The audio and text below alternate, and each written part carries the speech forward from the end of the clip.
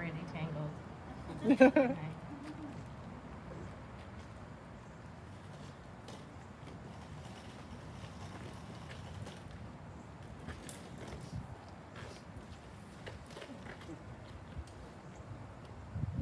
A lot of people don't like me at first, or even after a long time.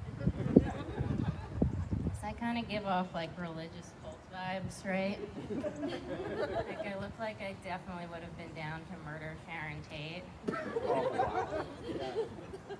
I want to look like Princess Buttercup from The Princess Bride, but I end up looking like the girl from The Ring. She started listening to the Grateful Dead. I've been described before as quirky, which I think is just a nice way of calling me really fucking annoying. I've also been described once as mysterious, which I think is a very cool way of describing me as autistic. Oh. Social cues are a mystery to me. I used to be a horse girl. Yeah, I just really loved doing heroin. I'm over 6 years clean now. Yeah, thank you. Please clap. I only did it for applause at comedy shows, not to like be a better person or anything. But a lot of people who will meet me now will say they don't really believe that I used to do heroin, and to that I always have the same response, which is, do you have any heroin? I've heard people say before that like women can't handle their drugs or they can't handle their alcohol, which I think is ridiculous because like what happens if a woman gets too drunk? She like maybe cries over an ex or goes like, woo! If a guy gets too drunk, he does something stupid, like sets off fireworks inside or murders his wife. Guys can't handle anything. Men can't handle anything. Women handle so much. Men can't handle pain. They can't handle a cold. They can't handle their autism. I'm so sick of guys using their diagnosis as just like an excuse to be a bad person. And I know that like it's a spectrum, but if I can figure out how to make pizza rolls, so can you. And there's nothing in the criteria that says you need to be harassing women online. I took one of those Myers-Briggs personality tests. Can I just let the dog come up here? I'm like, I don't even want to do my set. I don't want to pet this dog for 15 minutes and y'all can watch if you want. I took one of those Myers-Briggs personality tests recently, you know, where you get the results like ENJF or whatever. I got my results, they were AUTISM, which basically means that I can be an asshole and you can't say anything about it or you're an ableist. My needs are special. You just got some basic ass needs, so I don't know what to tell you. I started a new therapist recently, and she asked me, she goes, Katie, do you self-harm? I said, yes, I do stand-up comedy. I left my career recently. I was a funeral director, but it wasn't really sad enough. So here I am. Just wanted something, you know, stable and financially secure, like stand-up comedy. And so I'm on unemployment right now. But, you know, I'm trying to be smart about it. I'm trying to put it back into my community. So I started selling drugs. I'm really gonna like boost the local economy. The very, very local economy. But you know, it's been a rough year. Or like a year and a half, 2 years, 5 years, how long is it now? It's been a rough time, but it hasn't been all bad. You know, one of my friends finally felt comfortable enough to come out as trans. I'm glad none of you just clapped. So don't clap, because they still owe me money regardless, okay? Oh. Pay me back first, then you can get some applause, honey. I've been thinking about my own sexuality recently, and I'm pretty sure that I'm asexual. maybe I'm just hanging around ugly people. I haven't had sex since October of 2017. Honestly, at this point, I think I'm more attracted to a Sibian than I am to any human being. And for those of you who might not know what it is, I did hear a couple giggles in the back, but I'll keep that on the low. For those of you who might not know what it is, a Sibian is basically just like a vibrating saddle. I mean, like I told you guys I was a horse girl, right? Giddy up. Maybe I'm just too piggy, I don't know. I can be really, really judgmental, too. I'll be watching other comedians, and I'll be like, I don't know about that delivery, Dave Chappelle. You know who could tell it better is this white girl from Long Island. But he's been doing a lot of cool stuff this past year or so. He's been, not just stand-up, he's also been speaking out a lot about what's going on in our country with, like, Black Lives Matter. And as a comedian, and as a white woman, I have to stop and think to myself, how can I make this about me? I love going on Facebook and like calling out all the racist boomers and like getting a bunch of likes and stuff like that. But then when I'm telling the 12-year-old girl that her bangs look like shit and she should kill herself, suddenly I'm a cyberbully. It's like, where's the line, guys? One's cool, one's not. I don't know. These generations got me confused. I got to go to a ladies' night comedy mic the other night. Comedy night, whatever you want to say.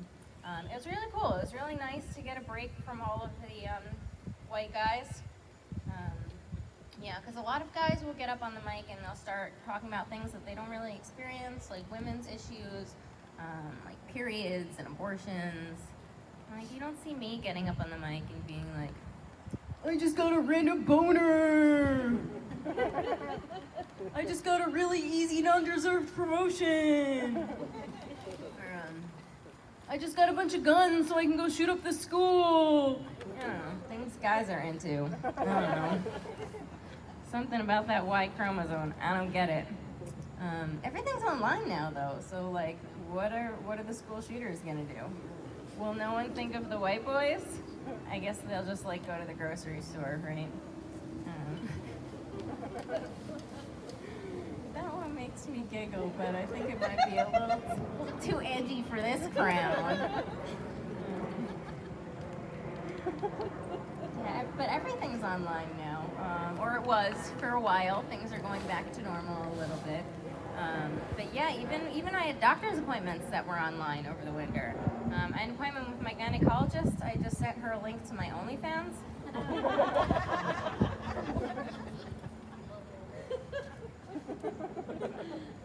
Good for you. Actually, I don't have an OnlyFans because I'm really afraid that no one would subscribe. And it would be really embarrassing. Like, how would I tell my parents?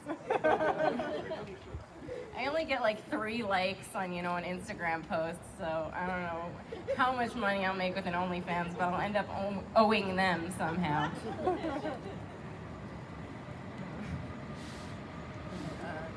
Yeah, it's nice to get out again.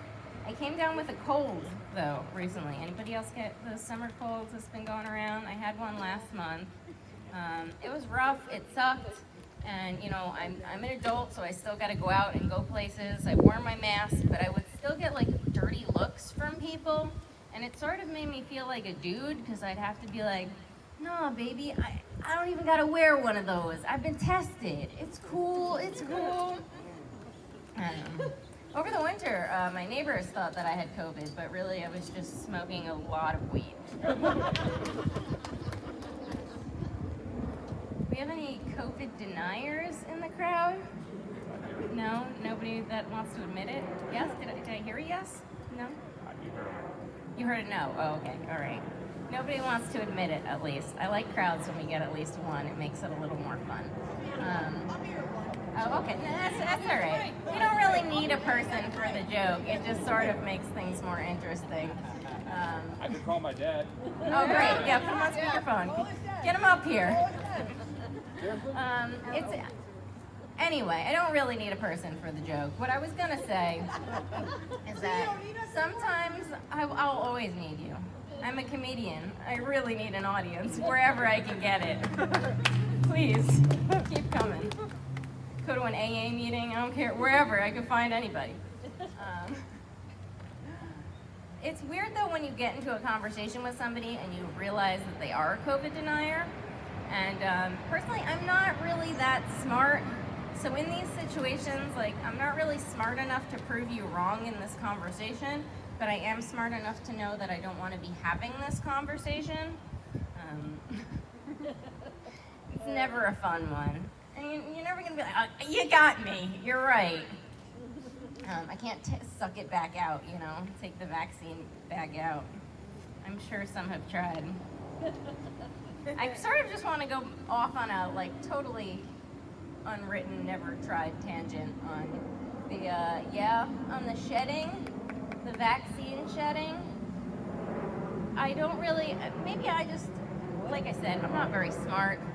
I don't really understand what they're trying to say. So I can't really be like, you're wrong. Because, like, my dog sheds a lot. It gets fucking everywhere. So, like, if it's an issue, I get it. But get a fucking brush. Go to Petco. Anyway, let me go back to my real material.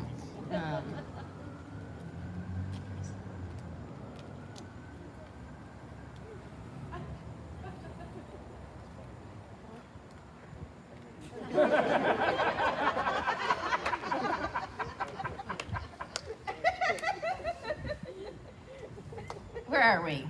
All right. We have any New Yorkers in the crowd?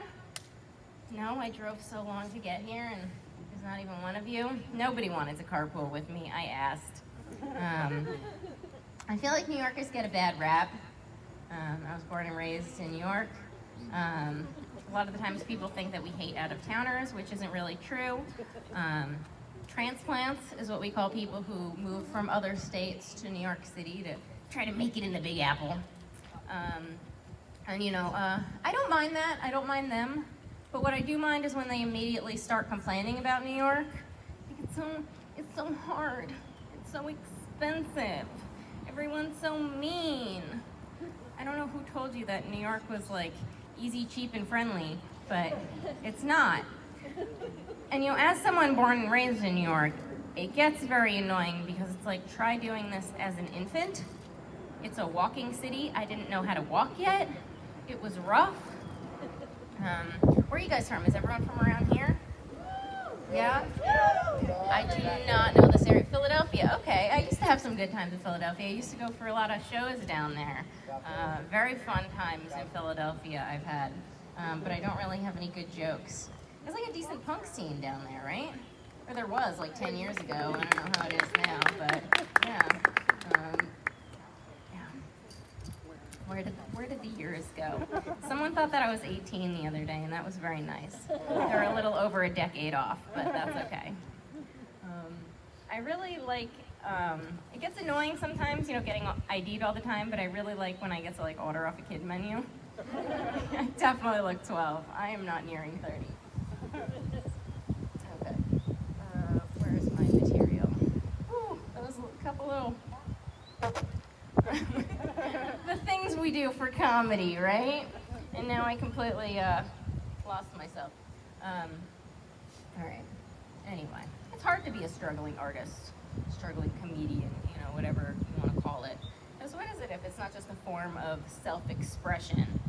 And if you're bad at it, you know, you can't express yourself, what do? You could rap NWA, or sometimes I get people who get my very specific, really niche NWA joke, but this might not be the crowd. You could do that, or you could kill 6 million Jews. And you know, as a Jewish woman, I don't sympathize with Hitler, but as a struggling artist, like, I get it, you know what I mean? I saw the light, so I'm gonna wrap it up. Thank you all very much for coming here from wherever you came from. Although I'll say I don't think any of you came as far as me. I hope I was somewhat funny. I know if you wanted to hear, thank you. I know if you wanted to hear a Jewish woman complaining, I could just put my mom on speakerphone. So, thank you guys for listening. Have a great night. I'm Katie Blue. Happy trails.